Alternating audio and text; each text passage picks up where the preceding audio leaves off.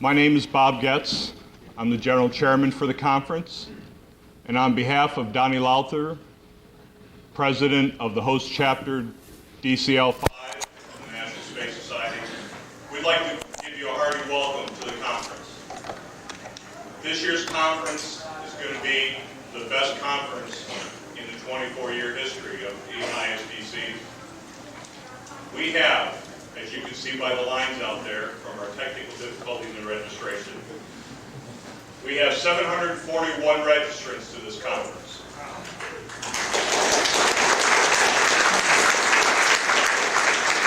Representing 10 countries: Australia, Canada, France, Germany, Italy, Japan, South Korea, Sweden, United Kingdom, and 35 states from the United States. We issued 63 media credentials from 42 media outlets, representing Japan, the United Kingdom, Pakistan, and the United States. This is just going to be a tremendous conference. From the start, from an outstanding individual who's going to be presenting here in a few minutes, Burt, Rutan, to Admiral Steidel, to the great speakers that are going to be at different meal events, to Secretary Mineta at the gala on Saturday night at Edgar Hazen. It is just non-stop packed with some outstanding speakers. If you don't go away from this weekend exhausted, I don't know where you've been for the weekend. So with that, I'd like to turn it over to the President of the National Space Society for some words of welcome. From Australia, Mr. Kirby Ikin.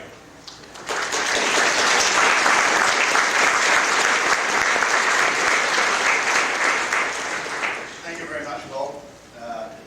It's my pleasure to be here and to welcome you on behalf of the National Space Society, both as President of the Society and as Chairman of the Board of the National Space Society. As Bob mentions, I've come all the way from Australia. I'm pleased to say I'm not the only one. I know of at least 3 other Australians here at the conference. And I'm also proud to say that this is my 16th straight conference, and I give a great round of applause to Bob for orchestrating this conference, and to having 700 plus delegates is an extraordinary thing. But this is an extraordinary time in space exploration and development, and I think it's testament to what lies ahead over the next few days, that we have so many people from so many countries and also so many chapters of the society here. Of course, staging an event like this doesn't just happen, and there are many people behind it, but most importantly, we are forever thankful and in great debt to our sponsors for this conference. And I'm absolutely delighted that we have such a range of sponsors supporting us this time around. We have NASA, T-Space, Raytheon, Lockheed Martin, Space Ventures, NASA Research Partnership Centers, Boeing, Cisco Systems, Space Age Publishing, Meteor, Orbital Sciences, AGI, California Spaceport Authority, Chateau Morissette, and Verizon. And that, to me, is unbelievable that we have so many corporate people wishing to participate in this event and bringing everyone together and giving us all the opportunity to hear some fantastic speakers and to learn a little bit more about what lies ahead in the immediate and mid-term space future that we are all so excited and interested in. I again extend the welcome on behalf of all of NSS to you being here today, and I hope you will all enjoy the opportunity over these next few days. One of the architects of taking the National Space Society forwards at the moment is our dynamic Executive Director, George Whitesides. George is playing out there somewhere, and he's going to come up and take us through the next part of today's proceedings. So again, my welcome.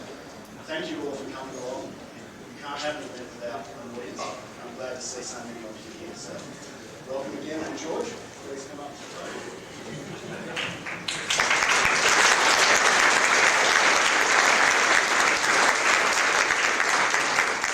Thanks, Kirby, and welcome. How are you guys doing? we're activists too, so we can be enthusiastic. How are you guys doing? We've got Burt Rutan. It's such a pleasure to have you all here today.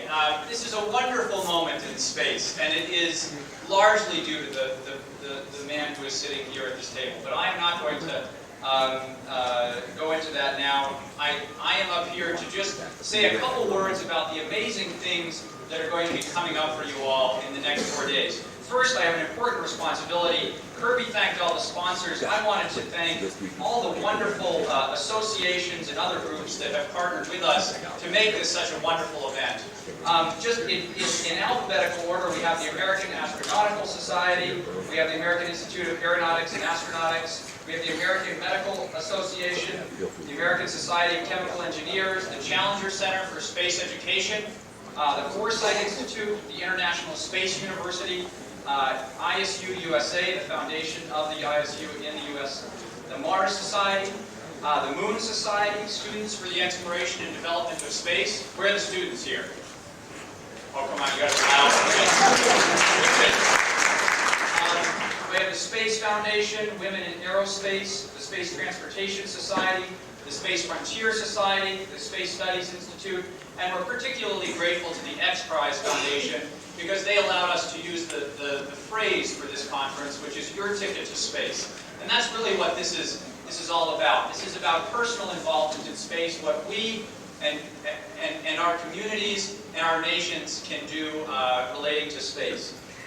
I'm going to spend 2 minutes on the amazing things that are coming up over the next few days. I would love everybody to, if you have one, to take out your books and look with me for just a moment. I want to highlight a few special things before we move on to the rest of the program. We're very honored today to have Burt Rutan here and Konrad Dannenberg, who you'll hear more about in a couple minutes. We have a very special announcement following this presentation about new centennial challenges that will be announced shortly after this. I want to say a little bit about the thing coming up later this afternoon, or later this morning, which is a talk by Dr. Howard Ross. A major part of this conference is the benefits of space exploration. And we're very happy to have NASA as an important sponsor for this conference. I will be recognizing NASA in different ways over the course of this conference because they've been a really terrific partner for this conference. But I particularly want to identify the theme of benefits, not just spin-offs, but the manifold ways in which space has improved our lives and our nations. And that will be a continued theme throughout the conference. I'll just quickly review for you the other major events that we've got going on. We have Admiral Craig Steidel joining us for lunch today. We have Patricia Grace Smith, the Associate Administrator for Commercial Space Transportation, later today. We have a special panel on new entrepreneurs, moderated by technology guru Esther Dyson. And we have a talk by John Karras, the VP of Space Exploration for Lockheed Martin, as well as a talk by Bob Zuber, the President of the Mars Society. And I'm going to miss some things here, so forgive me, but I want to just sort of pick out some amazing things. Later this afternoon, we have Bruce Betts, who's the Director of Projects of the Planetary Society here today. We have Mike Duke and Paul Butler, two very prominent scientists speaking. On Friday, we have amazing panels of entrepreneurs, international exploration with representatives from Russia and Japan and the Europeans. We have a special session on women in aerospace, organized by the Women in Aerospace group, which I think is a tremendous thing, and they've developed an incredible panel. And we have a very important panel with featuring Rusty Schweikart, the former Apollo astronaut, on near-Earth objects and both the threat and the promise of near-Earth objects. So that will be particularly interesting. We have Elon Musk coming in, the head of Space Exploration Technologies, Jim Garvin, NASA's chief scientist, Bob Mitchell, the program manager of Cassini, all on Friday. Just an amazing lineup on Saturday. I want to highlight that for you very quickly. A session on prizes, space education with the Chief Education Officer of NASA, Brad Edwards, one of the gurus of the space elevator. We have several gurus of the space elevator here. And then a very special session featuring some of the leadership of the leaders of space tourism with representatives from Virgin Galactic, Space Adventures, the X Prize, and Bigelow Aerospace. Just closing in on the end here, we have, of course, the highlight of the conference will be a special gala on Saturday night at the National Air and Space Museum, the Utvar Hazy Center, hosted by Hugh Downs, and with featuring Norman Mineta. And finally, special summits on Sunday from the International Space University, students for the exploration and development of space, capped off by a talk by Peter Diamandis, the X Prize founder, and also the person who helped found the X Prize and SES. So you can see that it is absolutely chock full of superstars.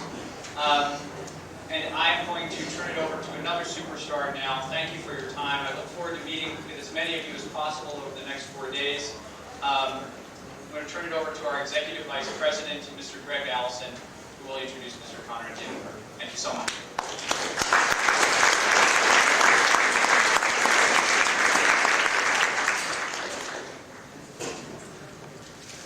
It's absolutely great to be here. Today we are very privileged to have one of the very founders and pioneers of rocketry to present the Winter von Braun Award. This individual started rocketry in the 1920s. Imagine that. Here we are in 2005. And we're privileged to have somebody that was building rockets in the 1920s to present the von Braun Award. He was born in Germany. He was a member of the Peenemünde von Braun rocket team. He designed the injectors, the engines for the V-2 rocket, the A4 as the Germans call it, had all these injector cells built into it. And that was limited by, the reason they had so many injector cells was they were limited by the original test setup and for scale. And they designed these engines. And we know quite well that it was the most produced rocket ever made. He went on, came to America as part of the paperclip team for the von Braun team, and came to Huntsville, Alabama, worked for the Army, U.S. Army, was there when we established NASA, and in the U.S. Army they did a Jupiter missile, Redstone, and then he was a project manager there, and went on as a program manager in Apollo. When he retired from NASA, in the 1970s, he became involved in Space Camp. In the Space Camp, he taught thousands of kids and inspired them toward careers. I've had many, many young people tell me of the inspiration they got from Konrad Dannenberg and how he inspired them to seek careers in engineering. And he called together the very first, he was one of the first members of the L5 Society, one of our parent organizations that started 30 years ago. He was member number 22, in fact, of that organization. I seen his membership number. And so von Braun started in NSI. Konrad Dannenberg was involved in the founding of the L5 Society. And he called the very first meeting of the Huntsville, Alabama L5 Society, which many of you know, went on to develop hybrid rockets, air launch from balloons, which became a very interesting technology some little time later, as some of you may have heard. Anyway, and he has been a personal inspiration to me to achieve engineering excellence. Ladies and gentlemen, I give you Konrad Dannenberg.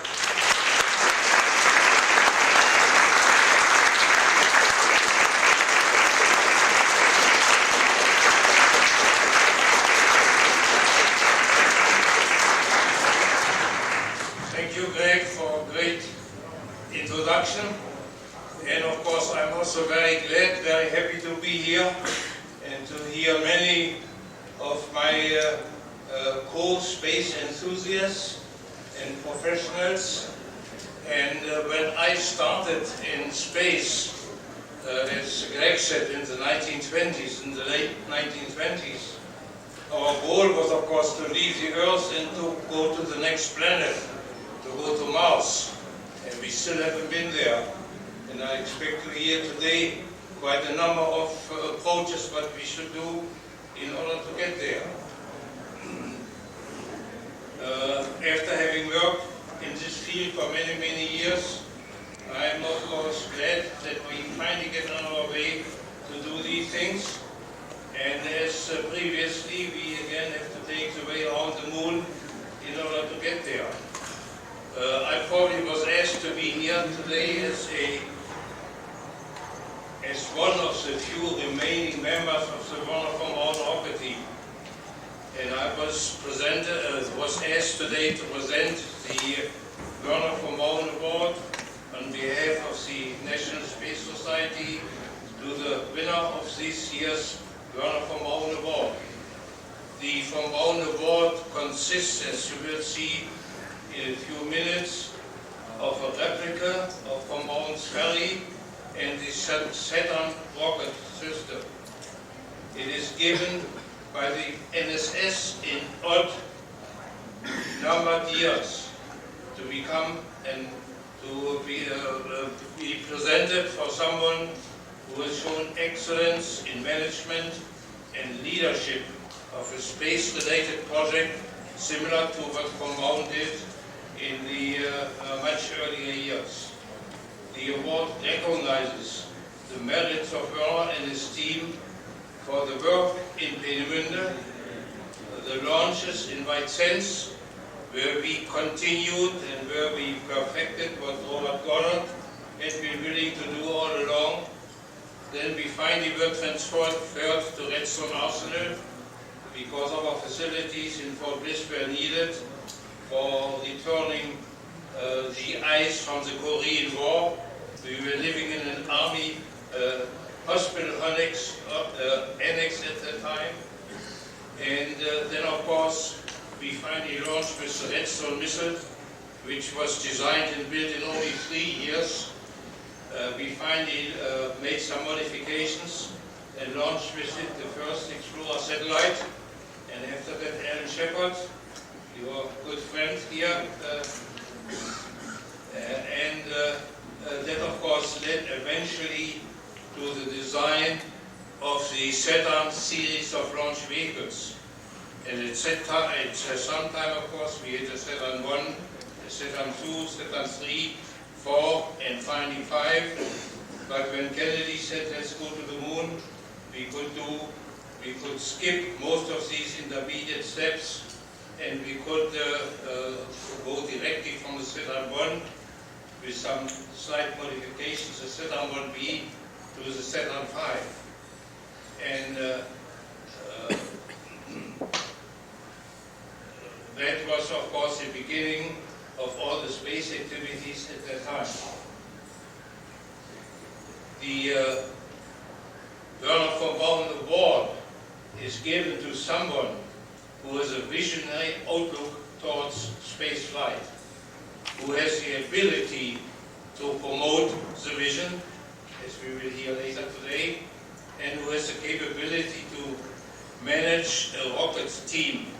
And that's a great step that von Braun took in the early days to really establish a rocket team, because he realized you cannot do it all yourself.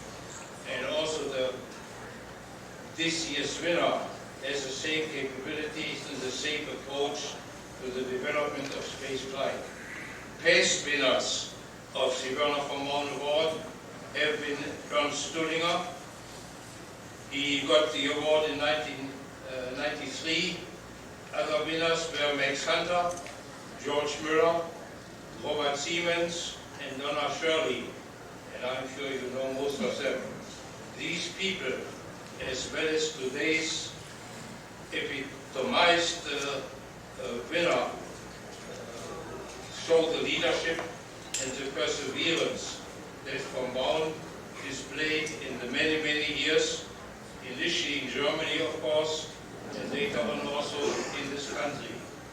And he knew how to overcome all the institutional and the bureaucratic obstacles, but he always had the vision to continue this move into space for the benefit of mankind in general. Clearly, this year's winner has fulfilled all the criteria I just mentioned to you, and he has filled them in abundance. His background in aeronautical engineering led the work for the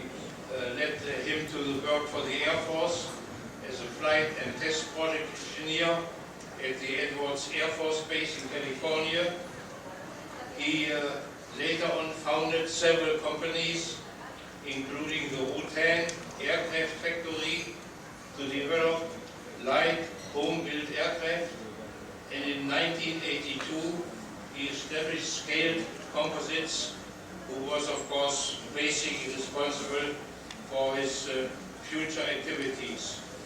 And the Scaled Composites have been the world's most productive aerospace prototype development company. Many of his and his team's innovations include a small-scale Starship built for the beach aircraft, several unmanned aerial vehicles or UAVs for private companies as well as for the government, the 1988 America Cup wing sail, the McDonnell Douglas DCX single-stage rocket structure, the X-35 for NASA, and the high-altitude aircraft Proteus. In 1987, he developed the aircraft Voyager that was flying around the world without refueling, and you all might want to take a look at it. It's on display today at the Smithsonian Air and Space Museum. And of course, more recently, he has built the Virgin Atlantic Global Flyer that circled the world this past March with Steve Fossett on board. Last year, he and his team successfully and safely launched the first ever privately built spacecraft to go into space. And he was nice enough to invite me. I was present at the very first attempt to do it. And it was not only an attempt, but he actually made it. And I must say, I was quite impressed by that launch. I was as much impressed by that launch as I was by the very first successful launch of an A4, as we call it. You refer to it today as a V2. We had beautiful weather at both launches, and again, for me, that are the two highlights in my career, in my many, many years of rocket activities. From his innovative prototype development and research aircraft to his record-setting flights and engineering, and now as the developer of Spaceship One. All of this was done in the spirit of Werner von Braun. And that's of course the reason that the NSS has selected him this year to receive the Werner von Braun Award for his activities in connection with Spaceship One. In order to help me to present this award to Burt, I would also like to ask friend Ordway to come up here and add a few things to the words I have just said. Fred, would you please come up here?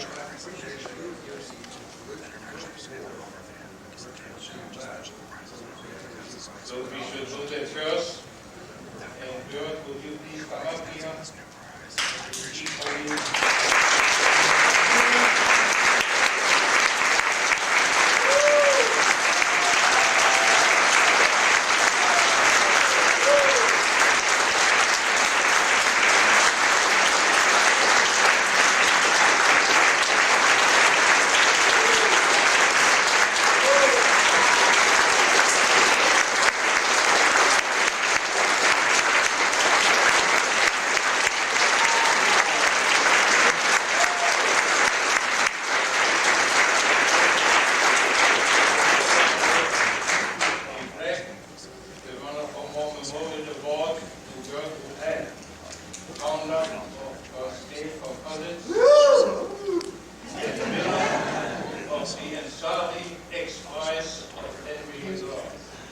Congratulations, not only from me myself, but the entire Werner von Braun team. Their congratulations, and I think that goes also for the entire audience here in this room today. Congratulations. And now I think Fred Ordway wants to say a few additional words. We have a few additional little goodies to give our winner today, Burt. By the way, before I say anything, that very locket is the locket that Von Braun designed and was published and publicized in Collier's magazine back in 1952. Okay, let's a few other things for you, Burt, today. We have a boxed edition of the Stuhlinger and I autographed the Von Braun biography. This is the Von Braun Memorial Award 2005, presented to Burt Rutan by the National Space Society and the International Space Development Conference in Washington, D.C. And Burt Stuhlinger and I described this boxed version of this biography, which has been out for about 10 years now. It's still in print. The publisher says it's still doing well, so it keeps in print. That's the first book. It's not my first copy. I know that.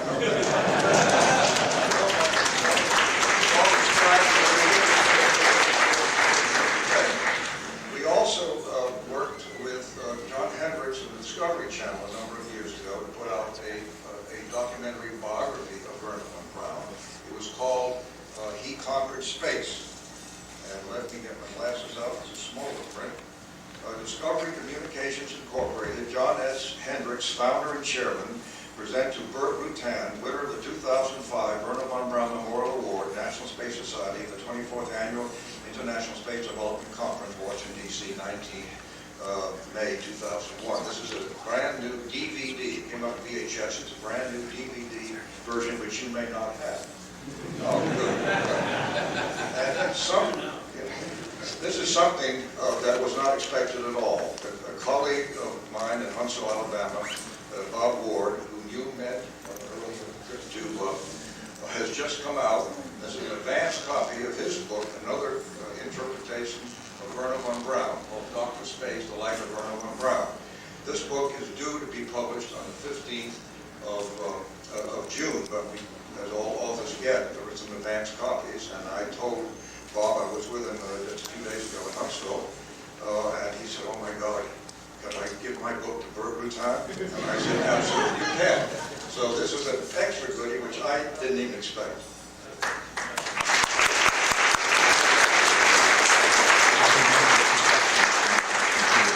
And what do I do now? Is this, who takes over? All set? No more? Okay, it's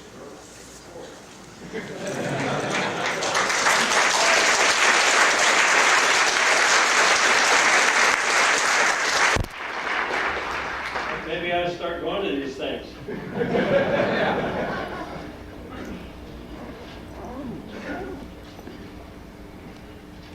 This is a kind of a confusing day for me because I don't do a lot of preparation for these things, and I have to give 3 talks today. I have to go down and talk to the National Press Club, which I'm afraid might be infested with media. And tonight I give the Lindbergh lecture at the Air and Space Museum, which is something that I'm very honored to be able to do. First of all, I'm just absolutely thrilled. I did not see a picture of this trophy until about a half an hour ago, and I do have a picture of that rocket in my presentation, maybe a couple of them. So I'm very much looking forward to talking to this group. I don't get out much. I made an assumption that maybe it was best that I keep a bunch of youngsters not only shielded from NASA, but shielded from all the societies while we went out and tried to do a suborbital flight. I know that it takes a lot of time to do these things, and I know that you can learn too much about how to do something. So we pretty much hid out in total secrecy for a couple of years until we were ready to fly our ship. I am back in hiding now, pretty much. I'm trying to anyway. We are working very hard on the next step, which we think is going to be the real important one, and the important one for the long term, and an important one for the dreams, certainly of the youngsters here. My remarks today will be made as an American taxpayer, and I think representing them, their biggest enthusiast. I'm not representing a company or any government organization. I know there are some people here. I'll apologize up front if I offend you. I'm not representing a government political interest. I'm representing, I think, what the American people want, at least what I want. And if those views aren't yours as an American citizen, that's fine. But I wanted to say up front that I am speaking from my heart as a citizen who is over 60 now. And when you get over 60, you kind of start making plans about what you can do. You know, how low can I get my golf handicap before it really goes downhill?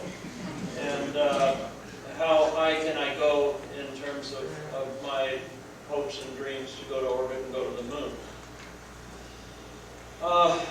40 years ago, the American public was very excited about what NASA did. We were excited about them sending astronauts to space, then later to orbit, and then to the moon. Those who had the courage to take those risks, unfortunately, seem to be very old today. I'm absolutely embarrassed that the average age of those that have left the atmosphere are as old as I am. And that's totally wrong. Well, now our culture, our funded government organization that's supposed to be working on our dreams, they have evolved a nature that does not excite the public. We're not excited about spending billions to do a small amount of science on the space station.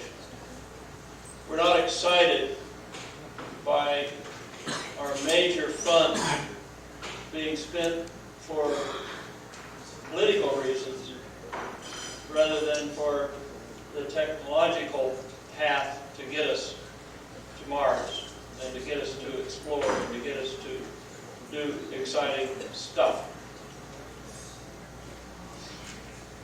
We're not excited by spending funds that could be used for risky breakthrough searches to prop up the space shuttle and to keep it flying. We're not excited that we have given up a genuine search to find affordable and safe access to orbit. And we have given that up. In a real sense, we've given it up by not having the courage to go out and try things that we don't know for sure that will work. We were excited back in the 60s. We're excited, Konrad, to see us make the decision to skip the Saturn II, the Saturn III, the Saturn V. And by the decision to fly the Saturn V all 3 stages live on its first attempt. And even though it had these big pogo vibrations that put limit loads on the payload, I was excited as hell that this nation had the courage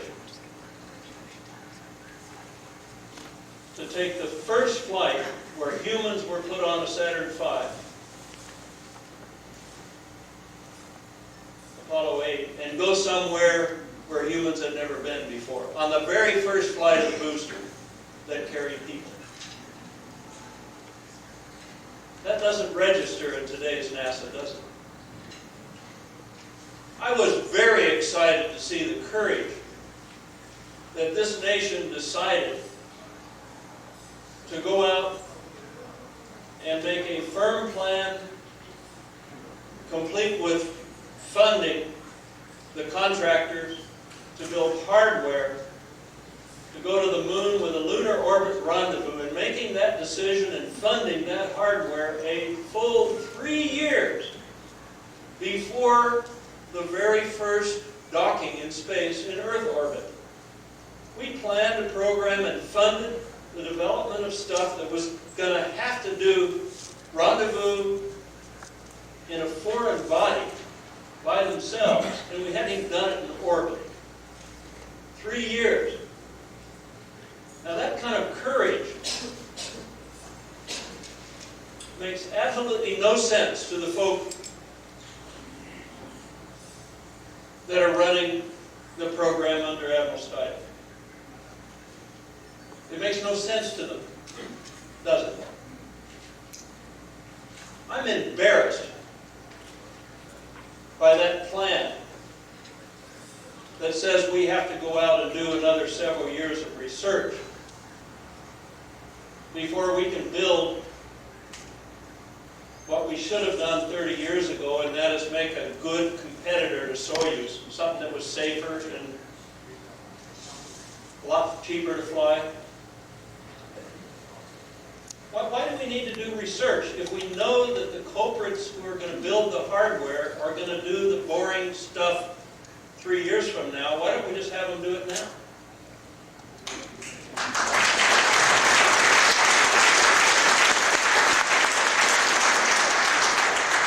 We ought to direct those guys who've wasted so much of our money that if that's all you're going to do, if you're just going to come up with capsules that go on your expendable boosters, for crying out loud, go and start building it on Thursday. And don't tell me it's hard. If you're going to tell me it's hard, you go back and read the history of the 60s. Because it's not hard. Yeah, it might be hard to do what's right with research money, i.e. go out and take risks to look for breakthroughs so that we can have safe access to orbit. That might be hard. But what you're going to do is not hard. And I'm surprised you even asked that level of folk to do it. It's too easy. Really, if that's all you're going to do. But I don't think that's all we should do.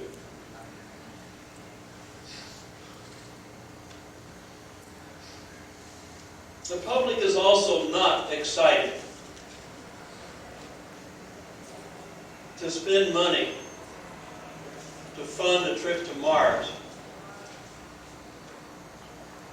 that is run by an agency that doesn't have the courage to go back to the Hubble telescope.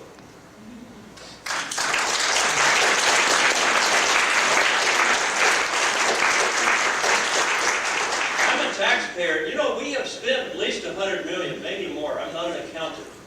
Just to build hardware that needs to go back to repair Hubble. And to let some accident board comment tell us that they're smarter than us and that we shouldn't take the minor risk of doing something that we've done before. There is something very wrong with the overall thinking. There's something very wrong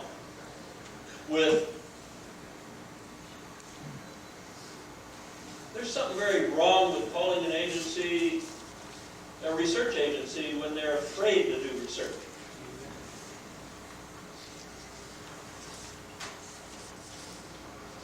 At any rate, I thought I'd vent a little bit before I started my presentation.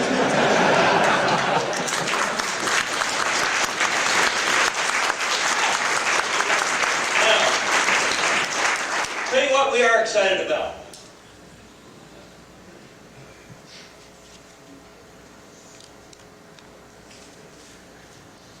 We paid hundreds of billions of dollars for NASA research, only to see us regress over the last 20 years, throwing away capabilities that we once had to go to the moon, and ending up with the only thing to fly, something that is so complex, so difficult, so expensive, and so dangerous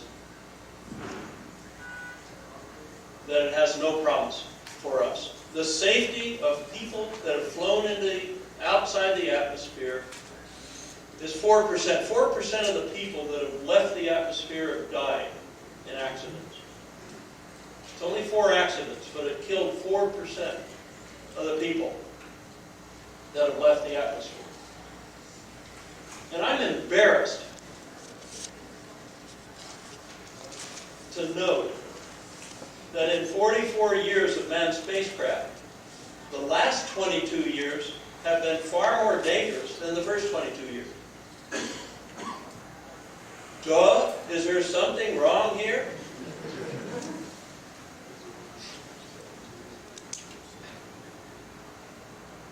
Well, the good news is, of course, that once commercial guys do this, and they do it for profit, and once it is successful and profitable, the whole picture changes. I'm convinced that investment will no longer be a problem if we do our job right. And that is go out and do the right things to solve the safety problems and start flying a lot of people. Because the biggest, most important payloads have been ignored by our government research company, and our government airline company. NACA never did run an airline. NACA never did run America's only airline. If so, we'd have gotten, all of us would have gotten to this conference by car or train.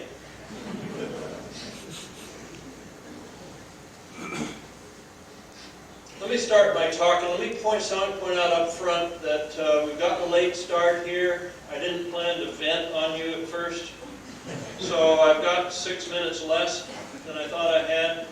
I'm going to flashcard a lot of this. Is there? Do I have something to push here, or whatever, or did I just holler? Did you give me something to push? No, I got it. You got it. Okay. Put up the first one. I'm going to flashcard a lot of this because this audience knows a whole bunch of this. I want to put things in perspective, though, as there was a phenomenally important period of only 4 years where we went from only 1 table's worth of people that have flown airplanes to thousands of pilots, hundreds of airplanes in 39 countries. That sprouted up. There was an air show in Los Angeles with 400,000 people in it in 1910. 2 years after there were only 12 people that had flown airplanes. That sprouted up all of a sudden, and that's when the airplane was invented. Next slide. Kids in those days were inspired by that. Something that great and so far-reaching and so phenomenal happening all of a sudden inspires kids. Who was inspired? Next slide. Every single one of my mentors. I looked this list. I made this list up when I wrote something for Aviation Week about the first 100 years of aviation. And I found out later, every one of these guys were kids that were inspired by the growth of that. Next slide. My real standout memory as a kid that really got me planning my life was the Disneyland television in 1955. And the old guys here remember that. The young guys, you've got to buy it on DVD. In fact, I don't think it's even available now. You have to get it off eBay. The Moonliner at Disneyland Tomorrowland, and that little show that they gave us with the suspense of what was on the backside of the moon. How many have gone to Disneyland when they had that? Boy, I tell you, that was so much better than anything at Disneyland today. There was absolutely no comparison. But imagine what it did to inspire someone to see von Braun talking about going to Mars at a time when it was debated as to whether there were people or animals on Mars. Holy cow. You talk about getting excited. NASA has screwed that up for us because they got close-up pictures that says it looks as bad as Mojave.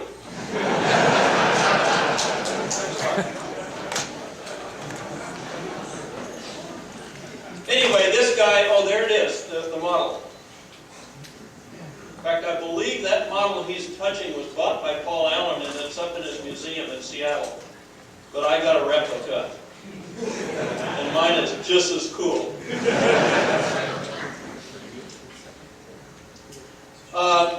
You know, I met von Braun at 64. And it was clear to me that he was not one of us. I left that opportunity of meeting him, thinking that, man, this guy is just not one of us. I met him in a room of about 30 people. It was a cocktail party. We were both getting an award at AIAA. I was getting a National Student Design Award. He was getting another award. But it was clear when I walked into that meeting, if I had never seen a picture of Von Braun, I could walk in that meeting instantly and know who he was. He was absolutely that great. Next slide. Boy, where's Kennedy when we need him now? Look at the time when I was a kid. This is when some enormous spurts happened also. We went from just propeller airplanes all the way to Mach 2 stuff. Notice that research, which this is Mach number versus year, fastest that man ever traveled. Notice that military and commercial ended up having a couple of airplanes that made a big jump too. The SR-71 and the Concorde. These two products went all the way through their life cycle until they got too old and rusty to maintain and got shut down, and we retreated back to the same performance, military and commercial, that we had in 1960. Guys, that was 45 years ago. Now go back from 1960, 45 years earlier, and airplanes were biplanes with fabric wings and wooden propellers. What the hell have we been doing in 45 years? Next slide. Well, one thing we did is what Buzz did and was key on in Von Braun. It was good that America lost the Sputnik and Gagarin competitions, if you call them. It was good that we lost them because it pissed us off. It pissed off Kennedy because he was a new president where America had lost its national prestige technically. And he had the vision to go out and say, we're going to try something real hard. I don't care how hard it is. We're going to do it because it's hard. Now, where is that guy today? That kind of vision will never, ever come from Congress. Never has. Don't expect it to. That kind of vision can't come from the locals. That kind of vision can't come from Boeing. But anyway, it was a wild ride. Buzz was on the first expedition to the surface of the moon, and he'll always hold that honor, and he'll always hold my enormous respect. And when I saw him and Neil out there walking on the moon, to think that someday I could say that Buzz Aldrin is my personal friend, it was something that was a dream beyond any expectation. And I'm proud to know that.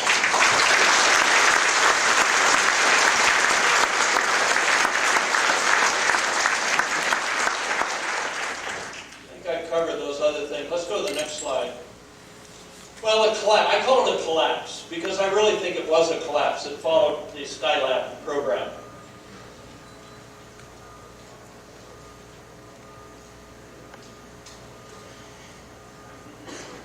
We had an attitude of let's study it, but heavens, let's not try to build something and fly it. We even built something, made it ready to fly, and when we're chicken, fly it. Hey, what's with that? If you'd have gone out and made a smoking hole with the X-34 on its first flight, we'd have learned something about the investment. By letting it go to a museum without flying and propping its axles up so its tires don't get flat, what do you learn? I mean, who made that decision? You know who made that decision? Golden.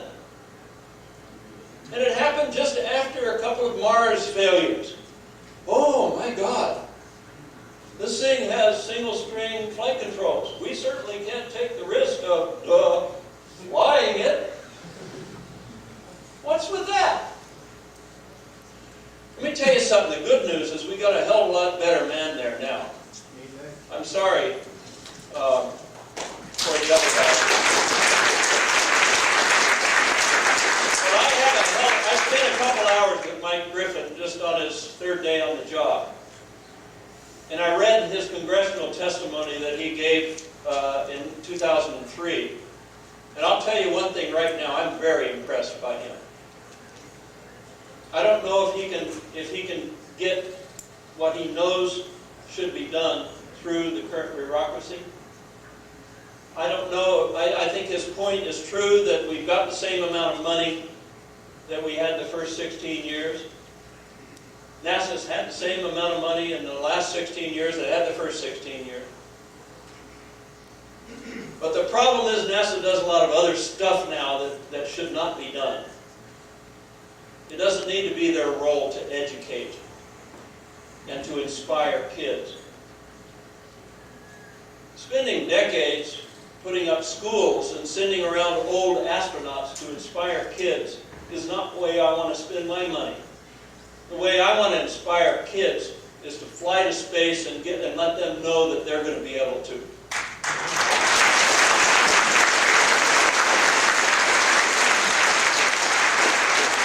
Very briefly, we all know what innovation cycles are. We all know that they tend to be about 40 years with a 25-year overlap. Let's look at an innovation cycles titled Higher Speed Travel. Go. Cars displacing horses and trains, propeller airplanes displacing cars, jet aircraft displacing props, and guess what? The other cycle is missing. If Concorde had a competitor, and if we'd have gone supersonic domestically and internationally, and oh, by the way, the shuttle, this low-cost, reusable access to space, made its first flight in 1981. See where that is on there?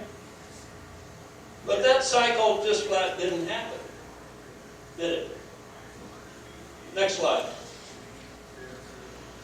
Here is the research programs for higher speed travel to expand the envelope that our government funded and flew. I'm talking about flew. I don't call the X-34 a research program until it flies. You almost have to kill somebody to have it mean something that tells you you've made enough, you've taken the risks. You know, X-15 flew 199 times, killed only one pilot. That's almost as many times as the total number of manned space flights in 44 years. Well, look at those. We're back in the 50s here. Things that broke the sound barrier. The lifting body research. Things on the top, by the way, are essentially our airplanes. Things on the bottom are rocket launchers. Well, what's happened? Where's all the green stuff after 1981, after the orbital system on shuttle was tested? Next slide. Well, there was some stuff, but we didn't have the courage to fly it, so I got to take it off. I tell you, I looked at this problem and said, you know, I've done a lot of airplanes and I'm getting bored by airplanes. Let me try something. So we flew an airplane, a research airplane, and showed that it could be a first stage of a launch system, the White Knight, and showed that it is feasible, really. And I think it's feasible at any size, not just White Knight size. You're going to see much bigger subsonic, probably rocket gamma turn airplanes. And the reason you're going to see them is it's the only way that I know of to make a manned space flight that's immune to the failure, it makes the rocket propulsion system of the booster not a flight safety issue.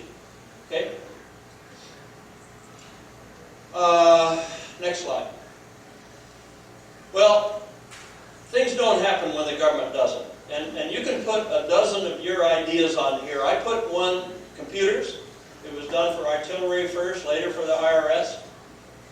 But there's not a lot of activity. The y-axis here is just activity until we got them. We're kind of halfway up that line. Personal computers were done for fun first, then Al Gore came along and invented the internet. And you know the rest of the story. Next slide.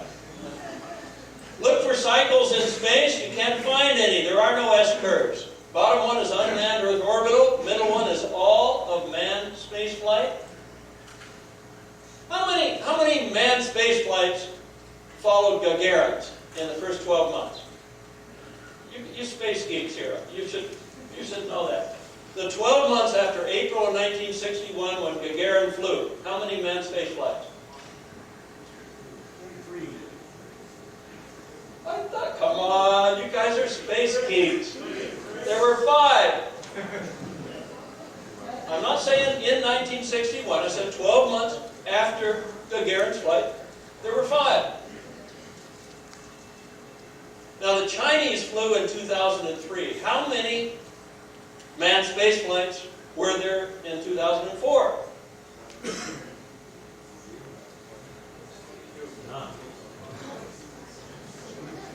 Come on, you guys are space guys. I get those kind of answers from the Rotary. And I don't mean Rotary Rocket, I mean Rotary Club. There were 5. Same number as the first year. 3 of them were out of Mojave in an airplane. The Spaceship One. I'm embarrassed that I had to do 3 space flights to get us back to the rate of the first year. I'm embarrassed by that.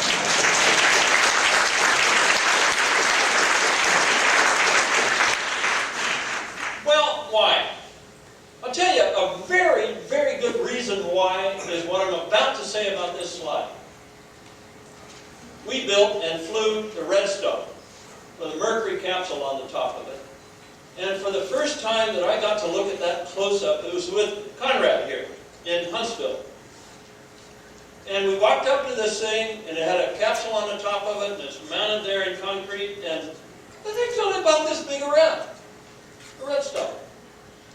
And I'm thinking, well, you know, this can't be real expensive. Why don't we have tens of thousands of these flying every day? And, you know, why don't we have these anymore? And Konrad, a tear came to his eye. Because as soon as we flew an expensive Atlas, we never once launched a person on a Redstone. Never again. As soon as we launched Gemini on a Titan, we never once flew the lower cost Atlas.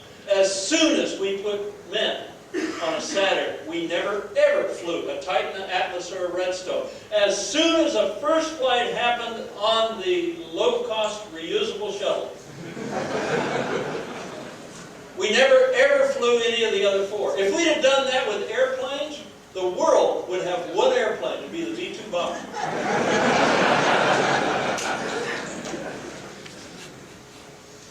Okay, can we have a renaissance in space coming up? Maybe. I think it has to have an environment that existed for airplanes in 1909. A belief that, yeah, I can do this. This isn't just government that can do it. The courage to try risky stuff. You know, I didn't need to do some of the stuff I did with Spaceship One in order to just fly the first private space flight. There was an easier way of doing that, but that wasn't our goal. Our goal was to solve the safety problem, so we tried some risky stuff like carefree reentry.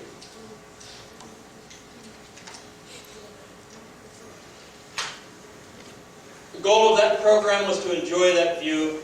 And if you look closer, the view on the left is taken from orbit, from the shuttle. The view on the right was taken by Mike Melville. This was taken at about 102 kilometers, I believe. The commercial systems will fly to about 140 kilometers and go downrange 200 or 300 miles. That view is the same. The sky is just as black, and the horizon looks the same. And I have no problem saying that this is the right thing to do now, is suborbital. And that's why we did this program to show, because we believed that we had solutions for safety for suborbital spaceflight. Okay, let's talk about my decision to do this. I didn't have a customer request. It wasn't somebody that came to me and said, Burt, here's here's $20 million, we want you to build a private spaceship. I had to decide that for myself. First of all, as soon as I met the criteria of that third major bullet, am I confident enough this will work that I'd spend my own money? As soon as I was at that point, I found money just like that. Well, it took me 8 or 9 months to get a contract with Paul Allen's lawyers, but he said, when I looked at him straight in the face, and I said, I think I can do this. In fact, I'm confident enough in this that if I had your money, I'd put it in this. And he put out his, well, if I had some money. I didn't say that. If I had the millions. He put out his hand and he said, we're going to do this. Okay? So, if you do the right thing, if you go out and put some goal out there, hoping that someday, by doing some incremental stuff, you'll raise more money and maybe get to the goal, but if you are asked, would you put your own money in your ability to reach that big goal? And you'd say, nope. If you're in that position, and a lot of these small rocket companies are, if you're in that position, you deserve to have trouble finding money, right? Because you're going to do the wrong thing.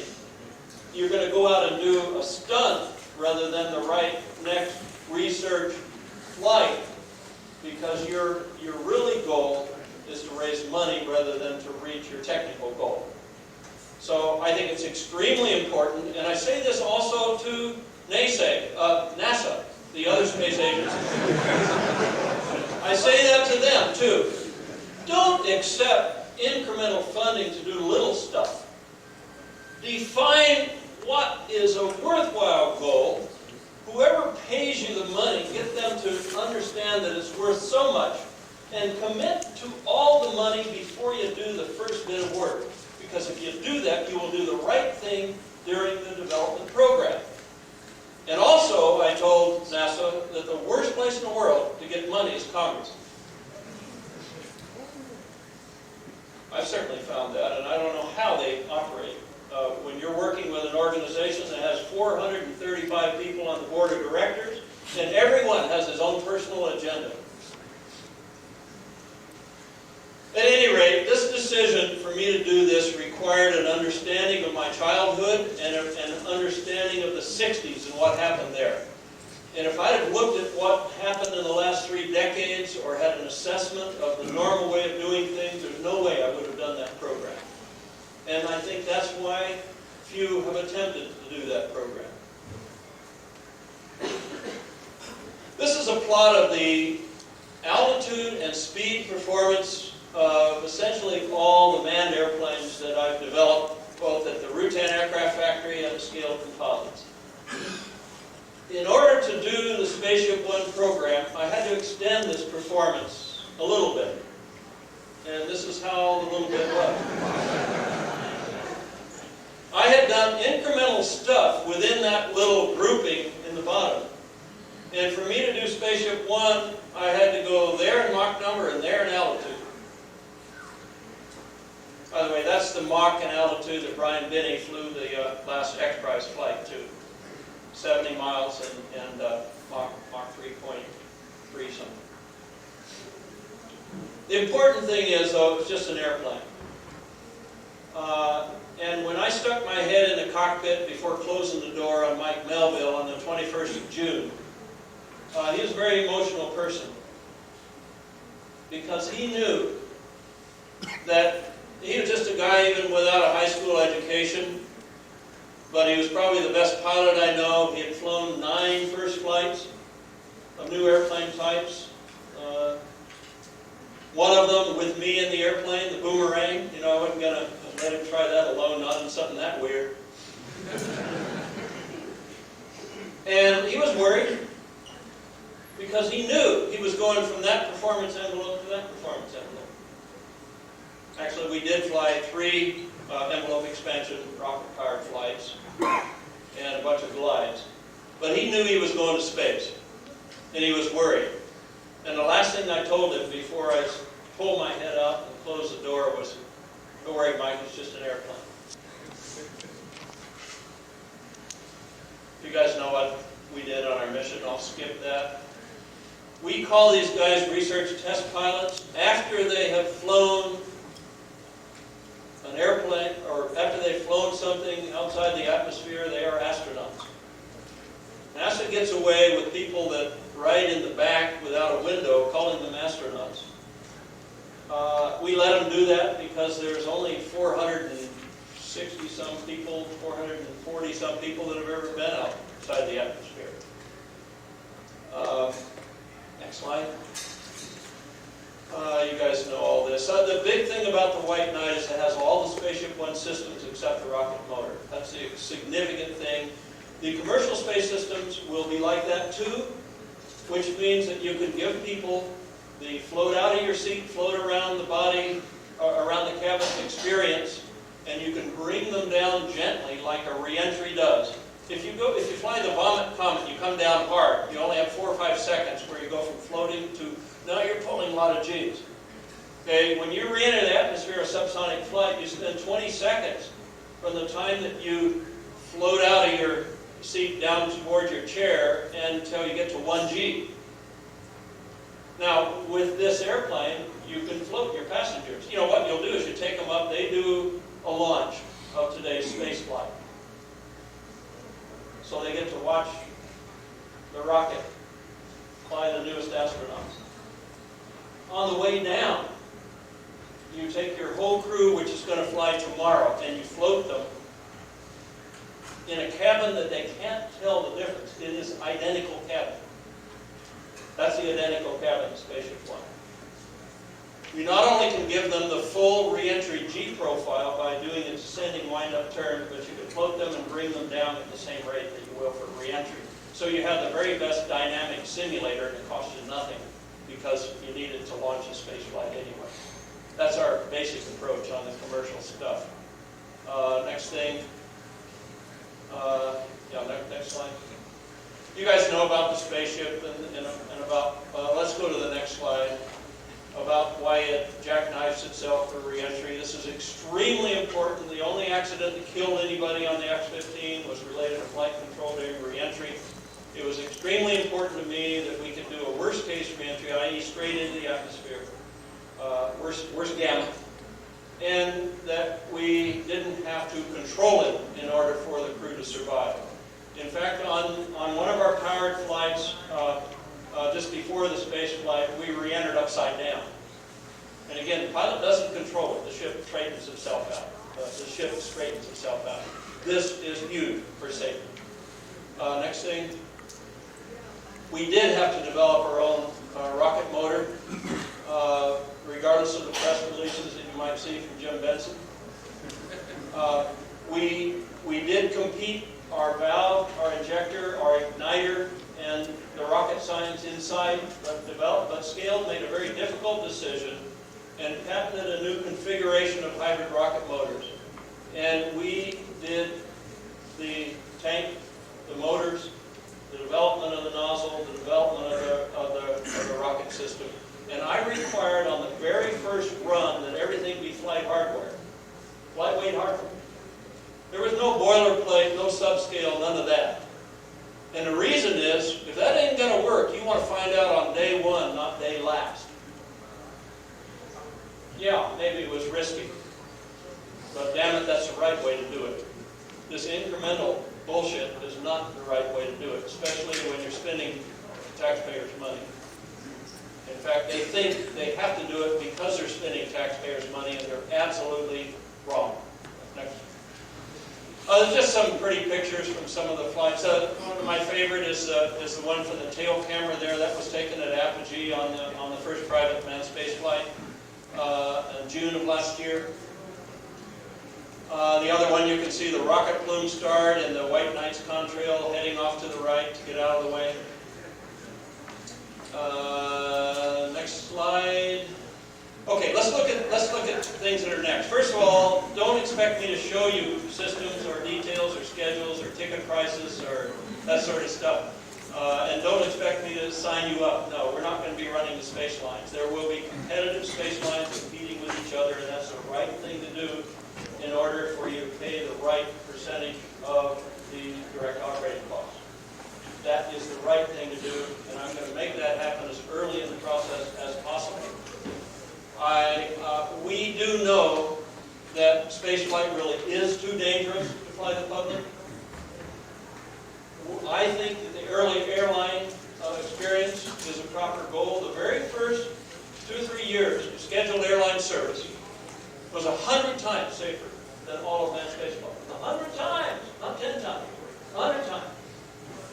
And without any technology increase, just some maturity, within 3 years, it was 600 times safer than all of manned spaceflight. And the reason it got real safe real quick is there was a lot of it. And you respond quickly to accidents, might make them not happen again. Rather, our response to accidents, the other space agencies' response to accidents is, well, let's go out and spend another $1 billion. Let's have another 5,000 engineers work this. Let's not really improve the product, and let's delay the program for years. How in the hell is that going to increase safety? It's silly. It's just silly. A business would not do that. A business would respond, do the right thing, and go out and fly tomorrow.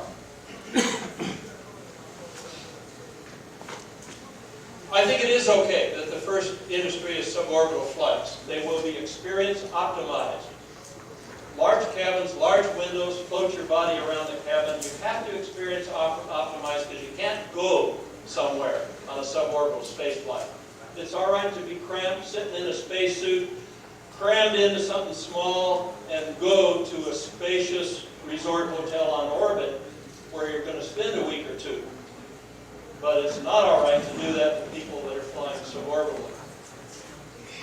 I think the first industry can and will be high volume, and we are developing systems that have operating costs sufficiently low to meet a goal of about 100,000 people at least with this type. There's going to be others flying other types. This type can fly 100,000 people the first 12 years of operation. Now, kids' dreams turn to planet. I think in 15 years, every child will know that he can go to orbit in his lifetime. I took this presentation and showed it to my dad on the way here yesterday. He was born in 1916. And when the first airliners were out there flying the public, he was 12 years old.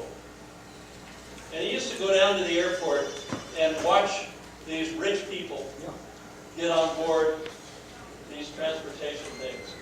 I mean, if his family would travel anywhere, they would go by train. And they also went by Model T.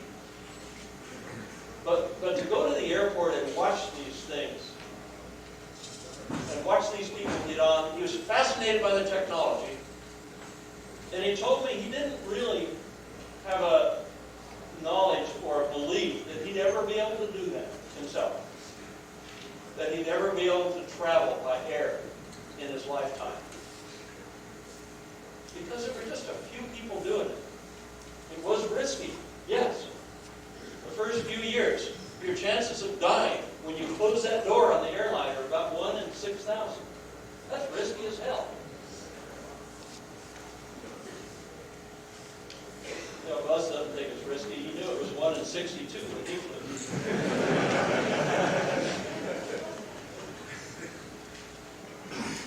But anyway, unless you had that commercial operation, unless you make it available to the rich people, unless you mature it, unless you structure to get high volume, then he wouldn't have been able to fly. And he would have traveled by train today, like he thought he would have to. I want to go to the moon in my lifetime. That's my personal goal. And I want to see affordable travel to the moon before I die. I've only got about 45 more years. My grandfather died at 104, and they say we have better doctors now. Okay, I'm going move this curve over 20 years. Our kids now need to be inspired, and they don't want to be inspired by what they've seen the last 30 years. They certainly could be inspired by the 60s. But I want to see a jump to suborbital within the next 5 or 6 years. Talking about commercial flights. I believe it'll happen before the military has operational airplanes that go suborbital, manned. And the reason it'll happen for us before it'll happen for the Air Force and the Navy is that we are not going to let the government-like attitudes get in the way of our development, are we? We're going to do it for us, and we want to do it fast. I'll tell you, if you're 60 years old, you definitely want to do it fast. I'm showing my guess as to when we'll have real commercial flights and real military orbital flights operationally. What year that will occur. It's just a guess. I believe that you'll be going to resort hotels in orbit before there are military, routine, military operational flights. They go to orbit. Now I know some people will say, well, once in a while they say NASA lets the Air Force fly in their space shuttle, and that's a military operational flight. Get proud of that if you want to, but I don't see it that way. I see it by the fact that when I got to Edwards in 1965, and I worked my first 7 years at a government job testing all kinds of airplanes for the Vietnam War, I would commute to Dayton. I commuted to Dayton for meetings in an F-104, a Mach 2 airplane. I commuted. That wasn't a test air. It had been tested back in the 50s. We used it to fly to Dayton for a meeting. And it was just as fast as an F-22 or a Joint Strike. What the hell is that? I was flight testing the F-4, and yeah, I went to Mach 2.15 as a youngster right out of college. Then I went to 50,000 feet, and I did spins in it. Well, that's a big deal. And if you'd have asked me what we would have 40 years later, I would have thought, well, what we had 40 years earlier. And if you'd have told me no more performance, I'd have said, what the hell happened? Well, they said, well, we got better radios.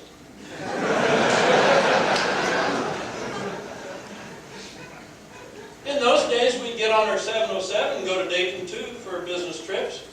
And our door-to-door time was faster than it is now.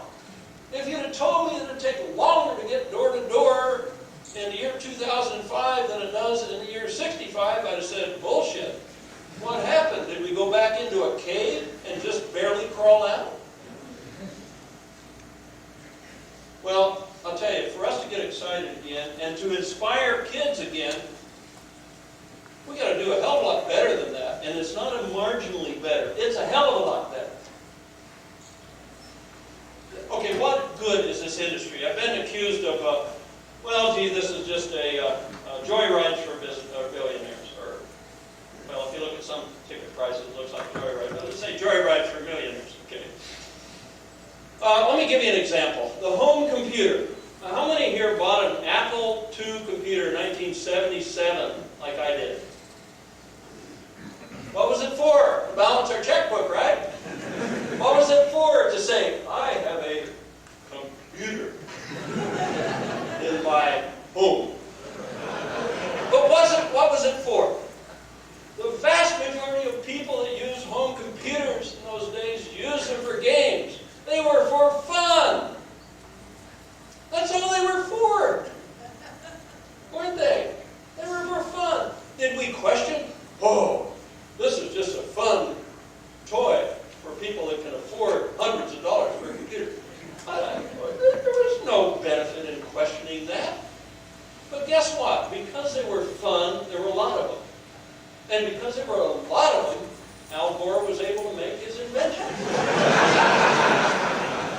And because of the internet, it's now our phenomenal research tool It's our phenomenal communication. It's our phenomenal commerce. And goddammit, it's everything, isn't it? And in another 20 years, kids will have to be convinced that computers weren't here all the time. But the first decade, it was just for fun. We don't know what going to space is for, and we don't give a damn.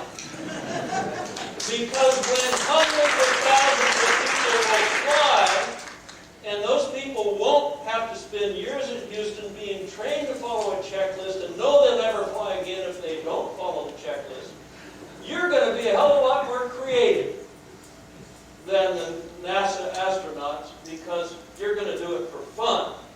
And you're going to figure out why we're going. Just like Gore figured out what to do with the computer, aren't you? But for crying out loud, you're not going to have the opportunity to even try to be creative and figure it out if you don't get to fly. And the important thing is if you do get to fly. I talked about inspiration of our kids, and I think that is I think I've said enough on that. The quote I'm going to give you from Mike Griffin is out of congressional testimony he gave in 2003. And he said, King Ferdinand and Queen Isabel, unless you are a detailed historian, you don't remember them for anything but their financing of the Columbus voyages. That's what we know them for. And that was 500 years ago. And Mike said that in 500 years from now,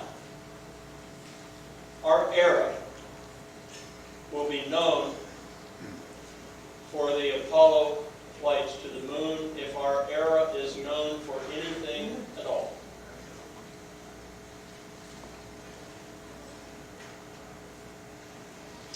Okay, I have a 10-minute video of the first private manned spaceflight. Many of you have probably seen some of this.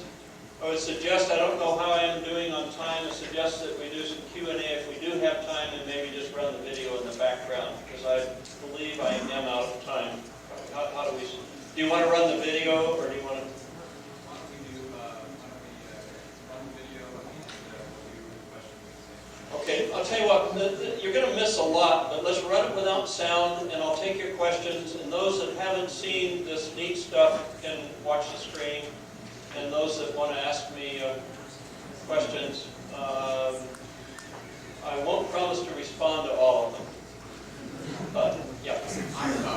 ITAR, the Technology Transfer Act, I've heard that there's obstacles, or should I say? Yeah, ITAR certainly has precluded us from doing things with, you know, I thought England was a friendly country.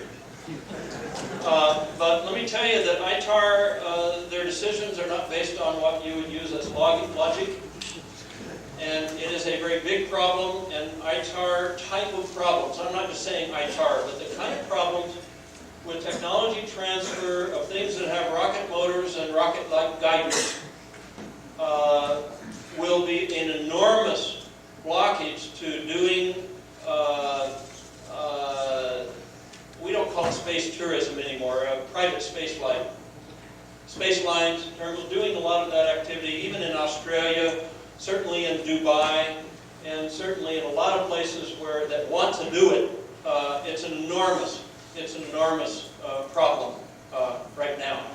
Our focus will be to do it here first, and get the industry large, and then have someone deal with that, because I've had so many problems that I have not been able to move ahead with what we hoped would be agreements to do things with dastardly foreigners. Yes. Brandon, Paragon Space Development Corporation. The 100,000 passengers in 12 years, I can do the math of how many passengers a year, but how many vehicles does that represent? Well, you start off with 1 and 2, but within that 12 years, you're flying. We run a lot of scenarios, but this is a middle of the road one. I believe that at the end of that 12-year operations, we were running something like, I don't know, 35 spaceships, maybe 40. That's not our optimistic forecast, by the way, because I really believe that there's a lot of, how many people want to fly in space? You know, one of the things that makes it so that these big guys don't give a damn that they have to pay $80 million for a booster is that, well, our payload costs $600 million, so, you know, the booster is just small change. Well, for crying out loud, they have to spend that much for a payload? There's some payloads that will pay to fly. And there's almost an unlimited number. Everywhere I've gone out and talked a lot, and I've talked all over the place. We were in Dublin a couple of weeks ago, and even those folk who, you know, what they think about is going out and playing golf in the rain, and they want to fly in space. For crying out loud, it's not only an unlimited number that of payloads available, but these payloads can be easily reproduced by unskilled labor. Yes? What do you find to be the most important thing the government can do to get out of the way and make it happen? I think government should do what NACA did with airplanes, not even try to build an airliner, not even try to run an airline, but to look out and say, what kind of basic research will the industry not do for themselves because the industry doesn't have the money or doesn't want to take the risks. And let's give them, and NASA, in that kind of money, should have given us some propulsion that would take us to the stars, for God's sake, instead of running the airline. It ought to be doing research. And I'll tell you something right now, and this is extremely an important message, I think. When I identified what it would take to do this, here we are in space with an airplane. When I identified what it would take to do that, I could identify not one thing that NASA has developed in the last 30 years that was helpful to me at all in doing that. I got my ECS from small commercial submarines because those guys don't have any money. And also, your life is just as important when you go down in a submarine as when you go up in an airplane, isn't it? Okay? So the thing is that they don't need to be doing research for the suborbital commercial flying the public business. And my discussion, and Mike agreed with me, my discussion with Mike Griffin was there isn't a role for NASA in this new industry. There might have been a role if the industry sprouted up like it should in 1972, but there is no role now. Is there a role for NASA for orbital flights of the public? Is there a role for NASA to go to the moon flights? I'm not sure there is. I don't think they can do things on the schedule. Now, I think what NASA needs to do is to send them, you know, we were proud that Buzz went to the moon in 1969. We were proud as hell. But we're not proud that they can somehow do it again 50 years later. I mean, what's with that? But I'll be proud if NASA sends people that look like Buzz did then and sends them to Mars. And I think NASA ought to do only that. They shouldn't mess around with the stuff that they did a long time ago because that is not research at all. It's not research. It's research if you're looking genuinely to find a better way to do it. And that means better propulsion, better concepts for safety. It means something big, not just, oh, we've got now metal thermal protection. Well, big friggin' deal. Come on. Do we want them to spend our money on that? No, we want them to see what's in that moon of Saturn, don't we? And we ourselves want to be the ones going to the moon, and we won't need their help because they showed us how to do that. How long ago was it, Buzz? 34? No. It was almost 36 years ago. I don't see a role for them. I don't see a proper role for them They're too slow and they get their money from the guys who won't let them take risks. Yes?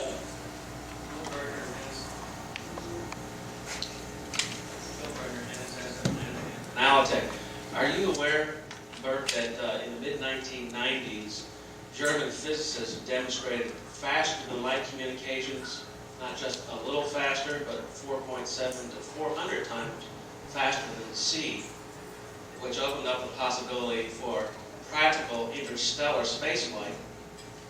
Why aren't we building, or why aren't you building a Starship today? Well, because I don't know how to do it, but I would much rather that NASA took my tax money and work on interstellar travel than to work on what they are going to spend it on the next 2 years. I'd much rather they do that.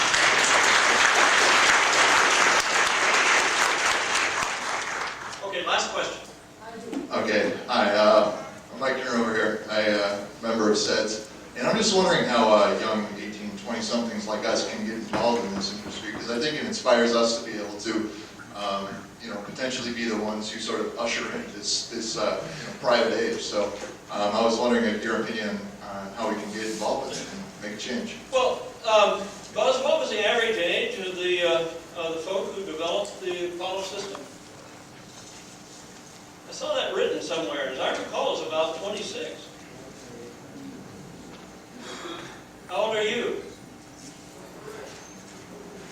Hey, you are just the right age to make this work. You really are. I don't hire somebody because he's had 15 years working at Boeing, or because he has NASA experience, or because he already knows how to do these things. I hire them out of school. I don't look at their grades. I hire them out of the school based on the fire in their eyes and my gut feeling as to whether that person is innovative, will have the courage to take risks, and will work like hell on something he has a passion for. That's who I hire, and I need a lot of folk now. I need folk in propulsion, structures, aerodynamics, flight tests, you name it. We're doing a lot of hiring now. If you meet that criteria, go to scale.com and get your resume in. Any interns in your company? No, we cannot have interns because we mix a lot of proprietary work with non-proprietary work. I've never been able to hire a college intern or a temporary employee or someone who's not a U.S. citizen. Keep in mind, Scale Composite doesn't only do space stuff. We do other stuff too. Oh, turn up the sound, can you, real quick?